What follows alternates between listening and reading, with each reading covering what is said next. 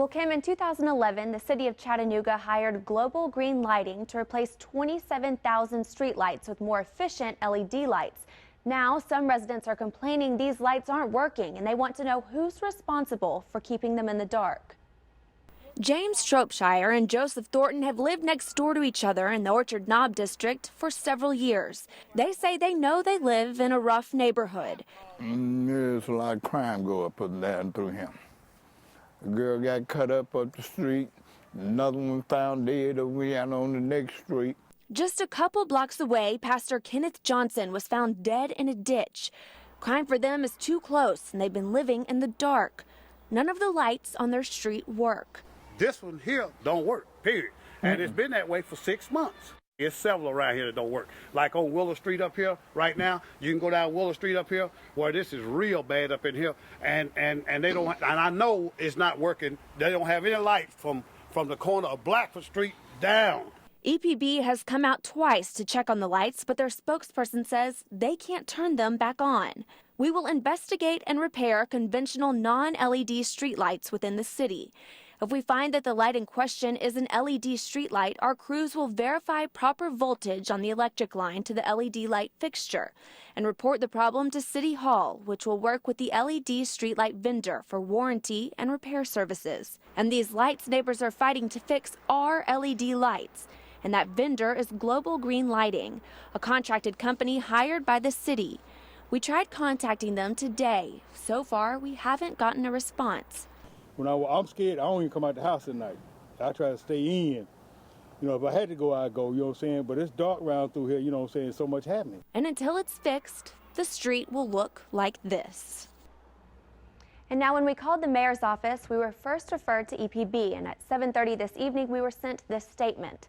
The administrator of the Chattanooga Department of Transportation says a crew was sent to determine the issue at this particular light, and it will be fixed as quickly as possible.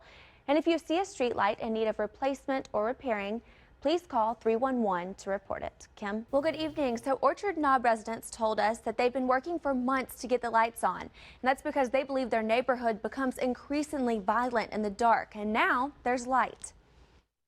Feel good. Feel good. I can see you.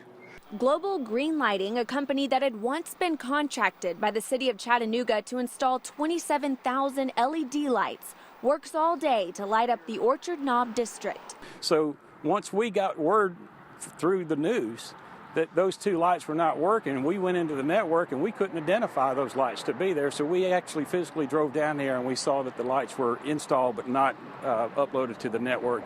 After the sun went down, people living in this neighborhood were in the dark. They say they'd been calling for months to get these lights on and nothing was happening. Normally, if those residents would contact the city and say this light's not working, they would have contacted us and we would have already given them confirmation. Since it wasn't in the network, nobody knew about it. But James says they were working at first. And they did work just like that right there. And then we came in and it stopped. Well, it's completely different out here tonight than it was last night when we were filming in the complete dark. And residents are hoping that these lights up above me help reduce some of the crime in the neighborhood. We spoke with a criminal justice professor at UTC. He believes it will. Well, street lighting is very important in terms of crime prevention. Previous studies consistently found around 20% of crimes can be prevented by street lighting. Professor Park says crime is less likely to happen when getting caught is more likely. He believes when it comes to reducing violence, we've got to start small, like making sure the lights are on, putting road signs up, cleaning up graffiti, even planting gardens. All these basic, important conditions actually very related with crime situation there. So we have to pay attention to these things to prevent crimes more effectively. And as for the residents we spoke to, they truly believe this small step will help with violence reduction.